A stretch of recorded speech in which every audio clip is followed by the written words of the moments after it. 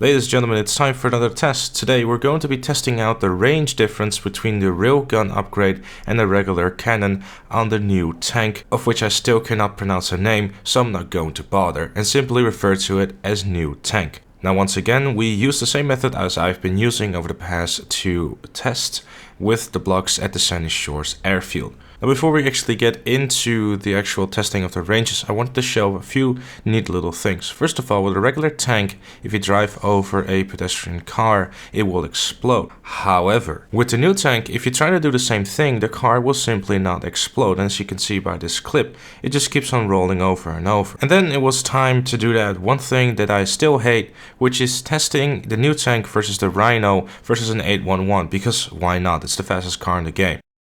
And as you can see at the start of the drag race, the new tank takes off immediately. Now mind you, this thing is fully upgraded and the acceleration is quite insane compared to the regular old tank. I even tried to get the tank a bit of a head start so I could see if it actually is faster. Turns out, as soon as we launched off, I just took over immediately, and even midway I slowed down and I still managed to catch up, so it's definitely a lot faster. Then I also tested the fire rate of the regular gun versus the railgun, and it turns out that the regular gun also fires a little bit faster, but I guess it makes sense because the railgun can shoot a tiny bit further than the regular gun does. So starting off with the worst one of all, which is the grenades upgrade, it has a range of 18 blocks, which is not impressive at all. You have to aim it all the way up in order to even hit the target, so my advice, don't even bother getting this upgrade, it's pretty bad. And for those wondering about the damage of all these weapons, check out Central Gaming Hub in the link in the description down below.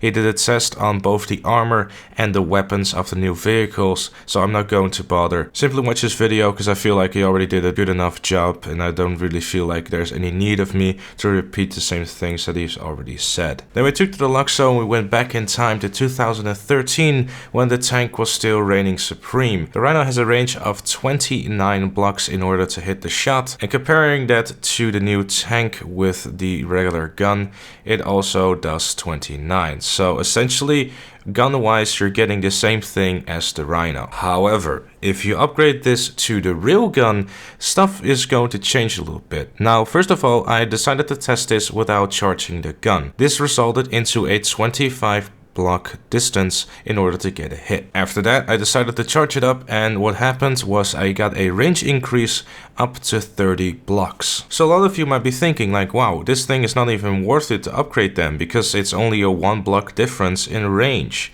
and you have to charge it for a good 3 seconds as well in order to even get the range increase. Yes, I do agree. However, there's a nice little touch to it. Whenever I fired the railgun, cops didn't really seem to mind. They just went on with their day like there was nothing going on.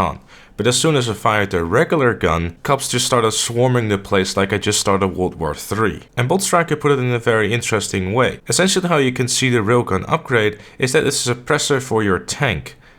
It sounds silly, but it actually is the case if you think about cops. You can just fire this thing freely without having cops chasing you down whenever you press the button. Now if all these ranges that you've seen don't impress you, wait until you see this one, because by default you will get a minigun attached to your tank as well.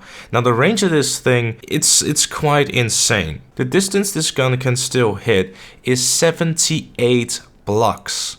I had difficulties even seeing where the MOC still was. And it is indeed a quite insane range. Now you do have to keep in mind, the further you go, the more inaccurate this gun gets, because it might still hit a target, but I was tapping the fire, so if you go full auto, the chance of you hitting it is very slim. Throughout moving further back, I constantly had to adjust my aim to even see if I could hit it. So 78 blocks is by far not the optimal range, and the same thing has kind of happened with the railgun as well. I was on point with my aim, but it still for some bizarre reason managed to go to the right a little bit and I had to reshoot. And that about covers it all really. It's a very interesting tank, and if you would ask me if it's worth the investment, with the trade price I believe it's $2.8 million for a tank which is essentially a little bit faster and a little bit more armored than the Rhino is. It is not more powerful, it packs the same punch as the Rhino, and it's also 1.3 million